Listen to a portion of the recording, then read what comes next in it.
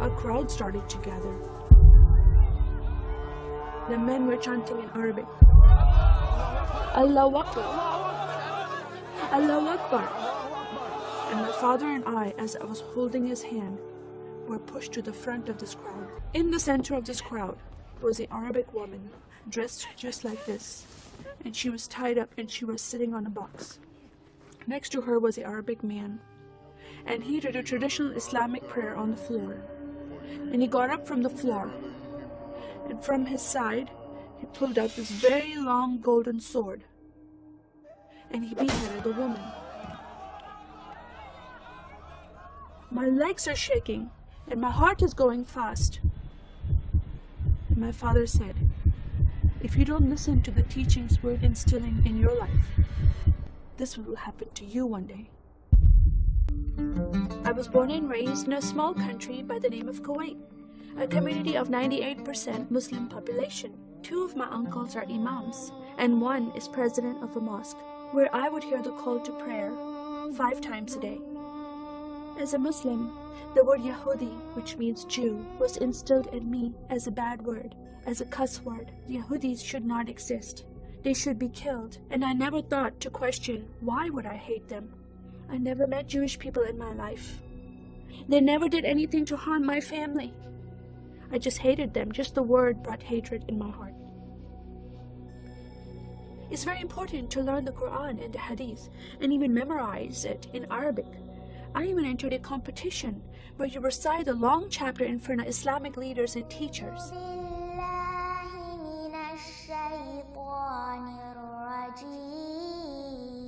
And I came 2nd place. I thought I did a good job. But my father said, no, that's not good enough. Most of my life for me, it was alone, by myself, broken person, in need of love from my family, but I never received it from them.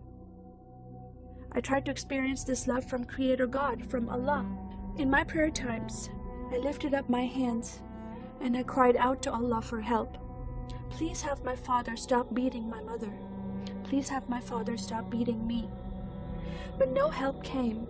God is not a personable God to Muslims. God doesn't say, I love you. Saddam Hussein forces came in the middle of the night and invaded the small country of Kuwait. And then they came to my city and they destroyed property and they looted people's home and they stole possessions and they killed the men and they raped the women. Then we were granted asylum status to stay in the US. My grandmother suddenly got very sick. She had a heart attack and she went to the hospital. And 2 days later, she passed away. I was devastated because I lost my best friend. And this lady approached me and asked me if I was okay. And I said, no, Paula, my grandmother died. And I just started to cry again. At that moment, I was hurting so much, only crying helped. And Paula came to me and put her arms around me and she gave me a hug. And then she asked me a question. Would you like to go to church with me? When I walked into this church, I experienced love from these people and acceptance from these people like I've never before. Fellowshipping together, they were men and women together. They didn't have to be separate. No one was judging each other. And they knew I was Muslim. They were so friendly to me themselves, accepting of me and loving of me. And that was really surprising to me. And for the first time in my life, I heard a message from the Bible. He started reading the message about Yeshua. When he walked into the synagogue, he was given a scroll from Prophet Isaiah, and he opened the scroll and he started reading that scripture. That the Spirit of the Sovereign Lord is upon me, because he has anointed me to preach the gospel to the poor. He has sent me to heal the broken heart and to proclaim liberty to the captive and freedom of sight to those who are bound, to proclaim the year of the Lord's favor. First time I heard these words of freedom and healing and liberty. I'm desperate to be freed from bondage. I was held captive in Islam and I wanted to be freed from that. I was blinded with so much hatred in my heart. The darkness broke from my eyes. The veil came off my heart. I knew the decision I was making to leave Islam is a big decision. By Sharia law, Islamic law, it is death penalty. But I'm desperate to know a living God. In that day, I gave my life to becoming a follower of Jesus.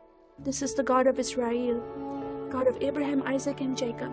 And the nation of Israel is God's heartbeat. And I said, God, forgive me. I did not know I hated your people.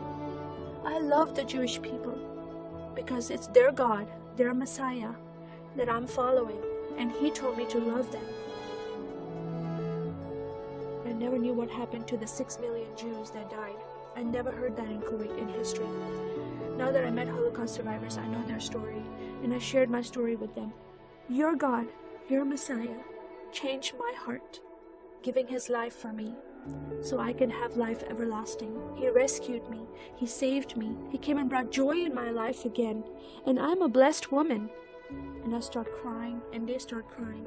And we are able to relate to each other, and they embrace me, and they love me, and they experience some healing, I believe, when they hear my story. It is a privilege to have that in my life.